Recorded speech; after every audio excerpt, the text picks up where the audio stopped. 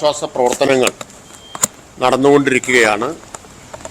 തദ്ദേശ സ്ഥാപനങ്ങൾ, അതിലെ ജനപ്രതിനിധികൾ, ഉദ്യോഗസ്ഥരെല്ലാം സജീവമായി ദുരിതാശ്വാസ പ്രവർത്തനങ്ങളിൽ, രക്ഷാപ്രവർത്തനങ്ങളിൽ ഇപ്പോൾ രംഗത്തുണ്ട്. ക്യാമ്പുകൾ ആരംഭിച്ചിട്ടുണ്ട്. ക്യാമ്പുകളിൽ കുടിവെള്ളം, അതുപോലെ ഭക്ഷണം ഇതെല്ലാം ലഭ്യമാക്കുന്നതിനും ആൾ സഹായം ഉറപ്പാക്കുന്നതിനും തദ്ദേശ സ്ഥാപനങ്ങൾ രംഗത്തിറങ്ങിയിട്ടുണ്ട്. ആവശ്യമായിട്ടുള്ള നിർദ്ദേശങ്ങൾ നൽകിയിട്ടുണ്ട്. മാത്രമല്ല, ഇതുപോലൊരു ദുരന്തത്തിൻ്റെ പശ്ചാത്തലത്തിൽ മുകളിൽ നിന്നുള്ള നിർദ്ദേശങ്ങൾക്ക് കാത്തു നിൽക്കാതെ തന്നെ സാഹചര്യമനുസരിച്ച് ഉചിതമായ തീരുമാനം തദ്ദേശ സ്ഥാപനങ്ങളുടെ പ്രസിഡന്റ്, സെക്രട്ടറി എന്നിവർ ആലോചിച്ച് അപ്പോൾ എടുത്ത് നടപടികൾ സ്വീകരിക്കാനുമുള്ള നിർദ്ദേശം നൽകിയിട്ടുണ്ട്. അവിടുത്തെ സാഹചര്യം എന്താണ് എന്ന് വിലയിരുത്തി ഒരു ഉത്തരവിന് കാത്തു നിൽക്കാതെ തന്നെ അവർക്ക് ആവശ്യമായിട്ടുള്ള നടപടികൾ സ്വീകരിക്കാവുന്നതാണ്. അതുപോലെ തന്നെ ക്യാമ്പുകളിലേക്ക് വേണ്ട സാധന സാമഗ്രികളും മനുഷ്യ വിഭവശേഷിയും എത്തിക്കുന്നതിന് ഇപ്പോൾ ക്യാമ്പ് നിൽക്കുന്ന തദ്ദേശ സ്ഥാപനങ്ങൾ ഏതാണോ അവർ മാത്രമല്ല, സമീപ തദ്ദേശ സ്ഥാപനങ്ങളുടെ സഹായം കൂടി അതിന് ലഭ്യമാക്കണമെന്ന് നിർദ്ദേശിച്ചിട്ടുണ്ട്.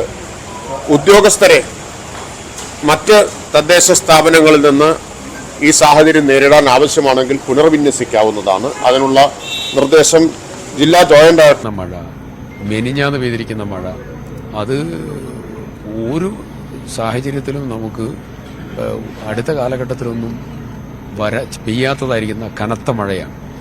ഈ കനത്ത മഴ ഈ തോതിൽ വന്നാൽ അപകടം വരും എന്നുള്ളത് ഉറപ്പാണ്. നിങ്ങൾ കണ്ടല്ലോ, ഇന്നലെ ഒന്നാമത്തെ പൊട്ട് വരുന്നത് അറൗണ്ട് 1:30-2 മണി സമയത്താണ്. അത് കഴിഞ്ഞ് രണ്ടാമത്തെ പൊട്ട് വരുമ്പോൾ സത്യത്തിൽ ഈ വെള്ളാറമ്മല സ്കൂളില്ല എങ്കിൽ ഈ ചൂരൽമല ടൗണും ഇവിടെയുള്ള മനുഷ്യരും ഉണ്ടാവില്ല. ഞങ്ങളെല്ലാവരും ഇവിടെ ഉണ്ട്. ആ സമയത്താണ് ഈ അതിഭയാനകമായ ഒരു സൗണ്ട് കേട്ടു. ആ സൗണ്ട് ഇതാണ് എന്നുള്ള ഒരു തോന്നൽ ഞങ്ങൾക്കുണ്ട്, നൽകിയിട്ടുണ്ട്.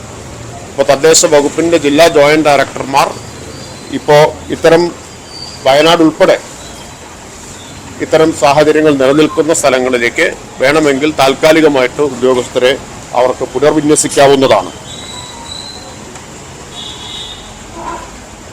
അതുപോലെ വ്യാപ്തി അതിഭയാനകമായി മാറുകയും ഇതിനേക്കാൾ ഭയാനകമാവുകയും കേരളം കണ്ടതിൽ ഏറ്റവും വലിയൊരു ദുരന്തം. എല്ലാ സ്ഥലത്തും ഇപ്പോൾ വെള്ളം, അതുപോലെ തന്നെ ഉരുൾപൊട്ടൽ, ഇതിൻ്റെയൊക്കെ ഭാഗമായിട്ട് ഒഴുകി വരുന്ന മാലിന്യം, ചെളി, ഈ വസ്തുക്കളൊക്കെ നീക്കം ചെയ്യുന്നതിനും മലിനജലം കലർന്ന കിണറുകൾ വൃത്തിയാക്കുന്നതിനുൾപ്പെടെയുള്ള നടപടികൾ സ്വീകരിക്കാനും തദ്ദേശ സ്ഥാപനങ്ങൾക്ക് നിർദ്ദേശം നൽകിയിട്ടുണ്ട്. തദ്ദേശ സ്ഥാപനങ്ങൾ, അവിടുത്തെ ജനപ്രതിനിധികൾ, ഉദ്യോഗസ്ഥർ പൊതുവിൽ ദുരന്ത നിവാരണ അതോറിറ്റിയുടെ നിർദ്ദേശങ്ങൾക്കനുസരിച്ച് പ്രവർത്തിക്കണമെന്ന് നിർദ്ദേശിച്ചിട്ടുണ്ട്. ആവശ്യമായിട്ടുള്ള നടപടികളെല്ലാം ദുരന്ത നിവാരണ അതോറിറ്റിയുമായി ആലോചിച്ചും അവരുടെ നിർദ്ദേശങ്ങൾക്ക് വിധേയമായി ചെയ്യേണ്ടതാണ് എന്ന് നിർദ്ദേശം നൽകിയിട്ടുണ്ട്. വയനാട്ടിൽ ഇപ്പോൾ 5 മന്ത്രിമാർ പ്രവർത്തനങ്ങൾ ഏകോപിപ്പിക്കാൻ അങ്ങോട്ട് തിരിച്ചിട്ടുണ്ട്. ആ മന്ത്രിതല സംഘത്തിന്റെ നിർദ്ദേശപ്രകാരം തദ്ദേശ സ്ഥാപനങ്ങൾ ആവശ്യമായിട്ടുള്ള എല്ലാ പിന്തുണയും സഹായവും ലഭ്യമാക്കേണ്ടതാണ്. ഇപ്പൊ 12 ക്യാമ്പുകളുടെ വിവരമാണ് ലഭ്യമായിട്ടുള്ളത്. ആവശ്യമായ ക്യാമ്പുകൾ തുടങ്ങാൻ ദുരന്ത നിവാരണ അതോറിറ്റിയുടെ കൂടി നിർദ്ദേശത്തിന് വിധേയമായി തദ്ദേശ സ്ഥാപനങ്ങൾ മുൻകൈ എടുക്കേണ്ടതാണ് നിർദ്ദേശിച്ചത്.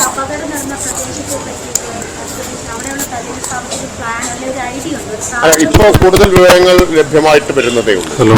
തദ്ദേശ വകുപ്പ് എന്ന നിലയിൽ സ്വീകരിക്കേണ്ട നടപടികൾ സംബന്ധിച്ച് അറിയിക്കാൻ വേണ്ടിയിട്ടാണ്. ഇപ്പോൾ വയനാട്ടിൽ പ്രത്യേകിച്ചും പൊതുവിൽ എല്ലായിടത്തും ഈ സാഹചര്യത്തിൽ കാലവർഷക്കെടുതിയുടെ പശ്ചാത്തലത്തിൽ തദ്ദേശ സ്ഥാപനങ്ങൾ പുലർത്തേണ്ട ജാഗ്രത, അടിയന്തരമായി നടത്തേണ്ട ഇടപെടൽ എന്നിവ സംബന്ധിച്ച് നിർദ്ദേശങ്ങൾ പുറപ്പെടുവിച്ചു. ഞാൻ തന്നെ അത് സംസാരിക്കുകയുണ്ടായി. എല്ലാ ക്രമീകരണവും അതിനനുസരിച്ച് ക്രമീകരിക്കും. ഊരാളുങ്കൽ ലേബർ കോൺട്രാക്ട് സൊസൈറ്റിയുമായി ബന്ധപ്പെട്ട് അവരുടെ കുറേ ഉപകരണങ്ങൾ വരുന്നുണ്ട്, സൈന്യത്തിൻ്റെ കുറേ ഉപകരണങ്ങളുണ്ട്, അങ്ങനെ പിന്നെ പ്രാദേശികമായ നമ്മുടെ ആളുകളുടെ ഉപകരണങ്ങളുണ്ട്. ഇതിന്റെ അസോസിയേഷന്റെ ആളുകളൊക്കെ അവരുടെ എല്ലാ ഉപകരണങ്ങളും തരാമെന്ന് പറഞ്ഞിട്ടുണ്ട്. എല്ലാവരും അതിന്റെ പോസ്റ്റ്മോർട്ടം ഒഴിവാക്കാനുള്ള നടപടികളും സ്വീകരിക്കും. അത് ഇന്ന് പ്രതിപക്ഷ നേതാവ് ഉൾപ്പെടെ എല്ലാവരും പറഞ്ഞു പോസ്റ്റ്മോർട്ടം ഒഴിവാക്കണം. അതൊരു എന്തുകൊണ്ടാണ് മരിച്ചത് എന്നുള്ളത് എല്ലാവർക്കും അറിയാം. അതുകൊണ്ട് പോസ്റ്റ്മോർട്ടം ഒഴിവാക്കണം എന്നുള്ളത്. പിന്നെ അതിലൊരു പ്രശ്നമുള്ളത്, ഇൻഷുറൻസ് തുകയോ മറ്റു കാര്യങ്ങളൊക്കെ ഉണ്ടെങ്കിൽ അതിലെന്തെങ്കിലും ബുദ്ധിമുട്ട് വരുമോ എന്നുള്ളതായിരിക്കുന്ന ഒരു സംശയമാണ്. പക്ഷേ ഇൻക്വസ്റ്റ് നടപടികൾ പൂർത്തീകരിച്ച് ഇങ്ങനെയുള്ള സാഹചര്യത്തിൽ പോസ്റ്റ്മോർട്ടം നടത്തി എന്നുള്ളൊരു പ്രിസംഷൻ നടത്തി ക്ലിയർ ചെയ്യണം. അപ്പം മറ്റു ബുദ്ധിമുട്ടുണ്ടാവില്ല. അതിന് സർക്കാർ ഒരു ഓർഡർ ഇറക്കിയാൽ മതി. ആ ഓർഡർ ഇറക്കണം എന്നുള്ളതാണ് പറഞ്ഞത്. ഇന്ന് രാത്രിയോടെ നാളത്തെ പ്ലാന് ഒരു കൃത്യമായൊരു ചിത്രം വരും. നാളത്തെ ഓപ്പറേഷൻസിന്റെ കൃത്യമായിട്ടുള്ള പ്ലാനിംഗ് ഇന്നത്തെ മീറ്റിംഗോടുകൂടി രൂപപ്പെടുത്താനാണ് ആഗ്രഹിക്കുന്നത്. വളരെ നന്ദി. ഇത്രയും വിശദമായിട്ട് എല്ലാ കാര്യങ്ങളും നമ്മളോട് പങ്കുവച്ചതിന് MLA ടി സിദ്ദിഖാണ് ഇക്കാര്യങ്ങളൊക്കെ തന്നെ വിശദീകരിച്ചത്. അതായത് വലിയ പ്രതിസന്ധി നേരിടുന്നുണ്ട്. ഇതിനൊക്കെ തന്നെ ഏതെല്ലാം മേഖലകൾ കേന്ദ്രീകരിച്ച് എങ്ങനെയെല്ലാം തെരച്ചിൽ നടത്തണമെന്ന കാര്യത്തിൽ ഇന്ന് രാത്രിയോടെ ചീഫ് സെക്രട്ടറി അടക്കമുള്ളവർ പങ്കെടുക്കുന്ന യോഗത്തിൽ അതിൽ NDRFും സൈന്യത്തിന്റെ എല്ലാം പ്രതിനിധി ഉൾപ്പെടുന്ന യോഗത്തിൽ ഒരു കൃത്യമായ ധാരണയുണ്ടാക്കും, ചിത്രമുണ്ടാക്കും. അതിന്റെ അടിസ്ഥാനത്തിലായിരിക്കും നാളെ രാവിലെ മുതൽ ഈ രക്ഷാപ്രവർത്തനം തെരച്ചിൽ നടക്കുക. ഒപ്പം തന്നെ